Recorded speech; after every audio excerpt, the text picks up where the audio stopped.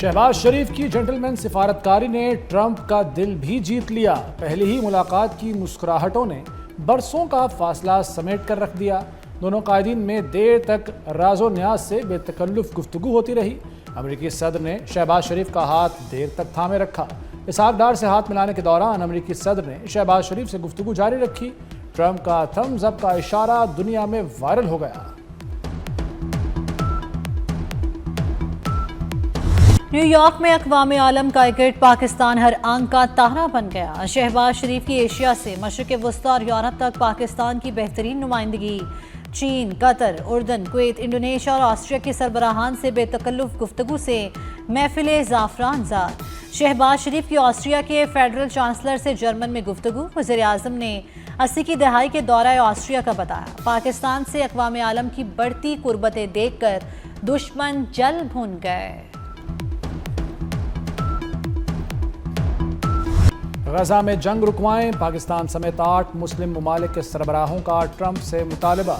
امریکی صدر کی نیو یارک میں عرب اور اسلامی ملکوں کے سربراہان سے ملاقات۔ ڈونلڈ ٹرمپ نے کہا اسلامی ملکوں کے سربراہوں سے ملاقات اعزاز ہے۔ اسرائیل کے علاوہ تمام بڑے پلیئر سے ملاقات کامیاب رہی۔ غزہ جنگ کا خاتمہ چاہتے ہیں۔ اسرائیل کے ساتھ غزہ پر پیش رفت ہو سکتی ہے۔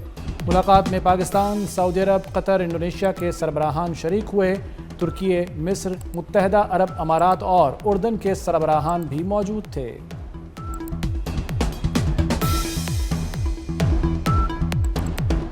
ایران کا پاکستان اور سعودی عرب کے درمیان دفاعی معاہدے کا خیر مقدم۔ دونوں ممالک میں معاہدہ خطے کی سلامتی کے لیے اچھا آغاز ہے۔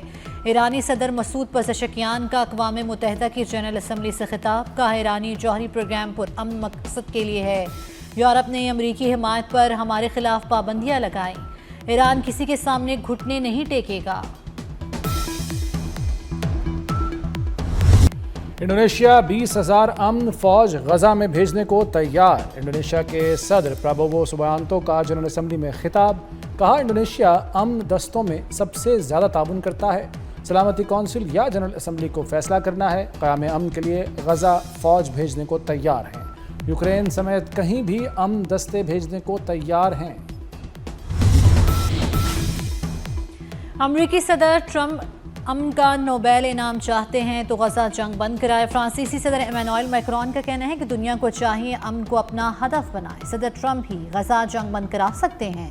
فرانسیسی صدر نے کہا امریکہ اسرائیل کو جنگی ہتھیار فراہم کرتا ہے۔ بینک سے رقم نکالنے یا منتقل کرنے پر ود ہولڈنگ ٹیکس غیر شرعی قرار دینے کا فیصلہ 2 گھنٹے بھی نہ چل سکا۔ ایف بی آر کے سپریم کورٹ جانے کے اعلان پر اسلامی نظریاتی کونسل نے اپنا فیصلہ واپس لے لیا۔ اسلامی نظریاتی کونسل کو وضاحتی بیان جاری کرنا پڑ گیا۔ کونسل نے ود ہولڈنگ ٹیکس پر حتمی رائے قائم نہیں کی۔ اجلاس میں چند اراکین نے اس معاملے پر تبادلہ خیال کیا۔ اراکین کی آراء مختلف تھی۔ اس اہم مسئلے پر آئندہ اجلاس میں تفصیلی بحث کی جائے گی۔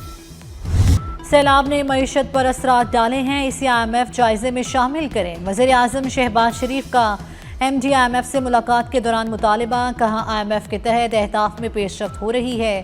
کرسٹلینا جارجیوا نے کہا کہ متاثرین کے نقصانات کا تخمینہ لگانا ہوگا۔ وزیر اعظم شہباز شریف سے صدر ورلڈ بینک کی بھی ملاقات۔ وزیر اعظم نے 2022 کے سیلاب متاثرین کی امداد کرنے کو سراہا۔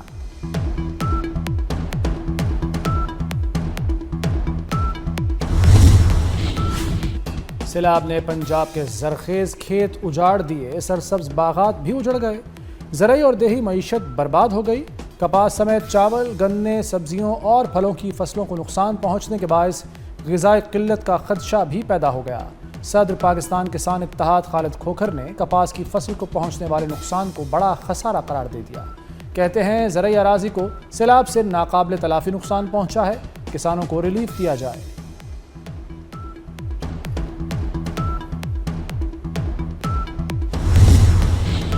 BISP کے تحت سیلاب متاثرین کی مدد کریں۔ پیپلز پارٹی نے سیلاب متاثرین کے لیے توانا آواز اٹھا دی۔ بلاول بھٹو کا بے نظیر انکم سپورٹ پروگرام کے ذریعے متاثرین کی مالی امداد پر زور۔ خاتون اول آصفہ بھٹو کا کہنا ہے کہ پنجاب میں سیلاب سے 40 لاکھ افراد متاثر ہوئے۔ BISP کو استعمال نہ کرنا غفلت کے مترادف ہوگا۔ ندیم افضل چند کی پنجاب حکومت پر کڑی تنقید، کہا حکومت نے 35 لاکھ ٹن گندم درآمد کر کے کسانوں کا معاشی قتل کیا۔ حکومت 5 کھرب روپے کی گندم منگوا لے گی لیکن اپنے کسان کو فائدہ نہیں دے گی۔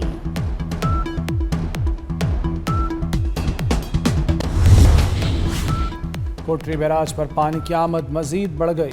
کوٹری بیراج پر پانی کا بہاؤ 3,98,000 کیوسک ریکارڈ۔ گڈو بیراج پر پانی کا بہاؤ کم ہو کر معمول پر آ گیا۔ دریا ستلج میں گنڈا سنگھ والا پر پانی کی آمد میں کمی ہوئی۔ گنڈا سنگھ والا پر بہاؤ نچلے درجے کے سیلاب میں تبدیل۔ ہیڈ اسلام اور ہیڈ سلیمان کی پر بھی بہاؤ میں کمی آنے لگی۔ پنجاب میں اب زمینوں پر قبضہ نہیں ہو سکے گا۔ مریم نواز نے قبضے کے مقدمات کے فیصلے کے لیے خصوصی عدالتیں قائم کرنے کا اعلان کر دیا۔ زمینوں پر قبضے کے ہر مقدمے کا فیصلہ 90 روز میں کرنا لازمی قرار دے دیا گیا۔ مریم نواز کا Punjab enforcement and regulatory authority کی پاسنگ آؤٹ پریڈ سے خطاب، کہا پنجاب کی کئی تحصیلوں سے جرائم مٹا دیے ہیں۔ مریم نواز نے پیرا فورس سے عوام کی خدمت اور رشوت نہ لینے کا عہد لیا۔ وزیر اعلیٰ نے پیرا فورس پریڈ مارچ پاسٹ کا معائنہ بھی کیا۔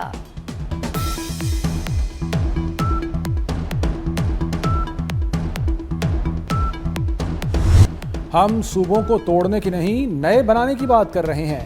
چیئرمین پنجاب گروپ میاں عامر محمود کا اسلام آباد میں 2030 کے چیلنجز، امکانات اور نئی راہوں کے موضوع پر آگاہی سیشن سے خطاب، کہا بڑے صوبے میں حکومت کے پاس عوام کی بات سننے کا وقت نہیں ہوتا۔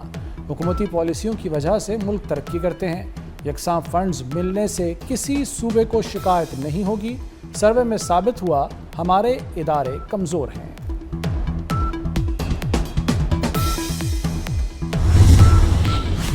اقتصادی رابطہ کمیٹی نے 5 سال پرانی گاڑیوں کی کمرشل امپورٹ کی اجازت دے دی۔ ای سی سی کے مطابق فیصلے سے آٹو سیکٹر میں مسابقت کو فروغ ملے گا۔ 30 جون 2026 کے بعد گاڑیوں کی عمر کی حد ختم کر دی جائے گی۔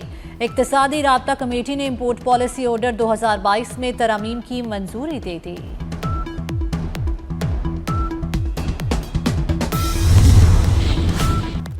سندھ میں اب 35 سال سے زائد پرانی گاڑی نہیں چل سکے گی۔ ٹریفک حادثات کی بڑی وجہ پرانی اور ناقص حالت میں چلنے والی بھاری گاڑیاں قرار۔ بھاری یا ہلکی کمرشل گاڑی کو بغیر ٹریکنگ اور حفاظتی نظام کے چلنے کی اجازت نہیں ہوگی۔ سندھ موٹر وہیکل رولز 1969 میں اہم ترامیم کر دی گئیں۔ سینئر وزیر شرجیل میمن کہتے ہیں تمام آلات کے مکمل فعال نہ ہونے پر گاڑی رجسٹر ہوگی، نہ فٹنس سرٹیفکیٹ ملے گا، نہ ہی ٹرانسفر ہوگی۔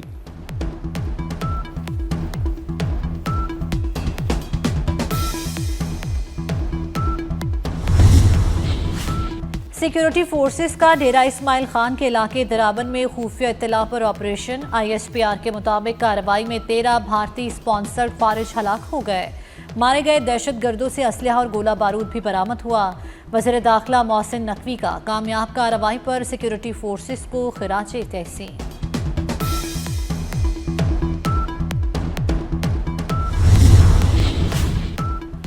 پی آئی اے کی برطانوی فضائی آپریشن کی راہ ہموار، تھرڈ کنٹری آپریٹر کی باضابطہ منظوری مل گئی۔ پی آئی اے آئندہ ماہ سے برطانیہ کے لیے براہ راست آپریشن کا آغاز کرے گا۔ پہلے مرحلے میں مینچسٹر کی پروازیں چلائی جائیں گی۔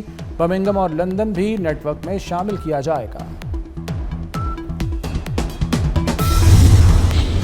غزہ میں اسرائیلی فوج کے فضائی اور زمینی حملوں میں شدت آ گئی۔ 24 گھنٹوں کے دوران مزید 30 فلسطینی شہید ہو گئے۔ اسرائیلی فوج نے ٹینک اور فوجی گاڑیوں سے رہائشی عمارتوں کو تباہ کرنا شروع کر دیا۔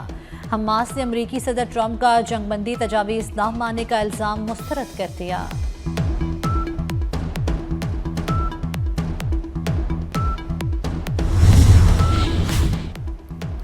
امریکی صدر ٹرمپ اور خاتون اول ملیانا کو سخت سبکی کا سامنا کرنا پڑ گیا۔ جنرل اسمبلی کے اجلاس میں شرکت کے لیے پہنچے تو برقی زینا جواب دے گیا۔ امریکی صدر اور خاتون اول کو سیڑھیاں چڑھ کر جانا پڑا۔ جنرل اسمبلی سے خطاب میں صدر ٹرمپ نے برقی سیڑھی بند ہونے کا شکوہ کر دیا۔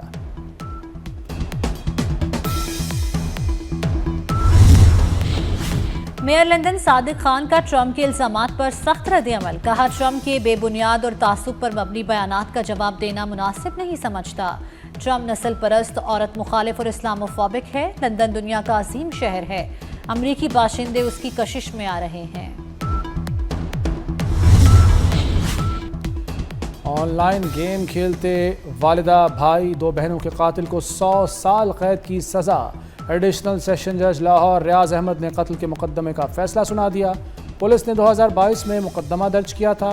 ملزم نے رات 2 بجے گیم سے متاثر ہو کر چاروں پر فائرنگ کی تھی۔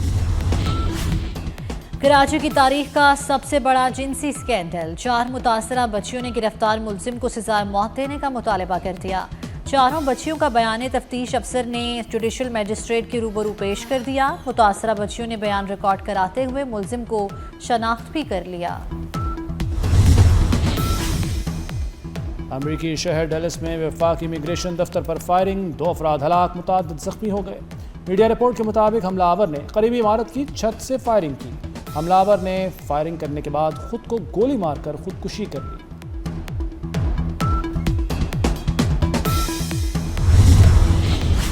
تائیوان میں سپر طوفان راگاسا سے بڑے پیمانے پر تباہی، شدید بارشوں اور سیلاب کے باعث مختلف حادثات میں 14 افراد ہلاک اور 124 لاپتہ ہو گئے۔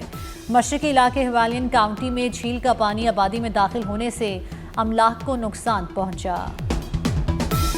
پنجابی زبان کے عظیم صوفی شاعر اور رومانوی داستان قصہ ہیر رانجھا کے خالق سید وارث شاہ شیخوپورہ کے قصبہ جنڈیالہ شیرخان میں عرس کی تقریبات جاری۔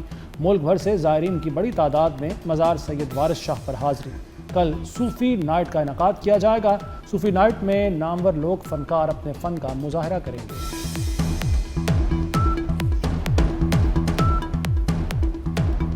ایشیا کپ کے سپر 4 مرحلے میں پاکستان کی فتح، حسین طلعت اور محمد نواز کی شاندار پارٹنرشپ، پاکستان نے سری لنکا کو 5 وکٹوں سے شکست دے دی۔ سری لنکا نے پاکستان کو 134 رنز کا ہدف دیا۔ قومی ٹیم نے 18 اوورز میں ہدف حاصل کر لیا۔ اہم میچ میں بھارت اور بنگلہ دیش مد مقابل ہیں۔ اور horror thriller series welcome to Derry کا آفیشیل ٹریلر جاری۔ ہالی ووڈ سیریز کی پہلی قسط 27 اکتوبر کو ریلیز ہوگی۔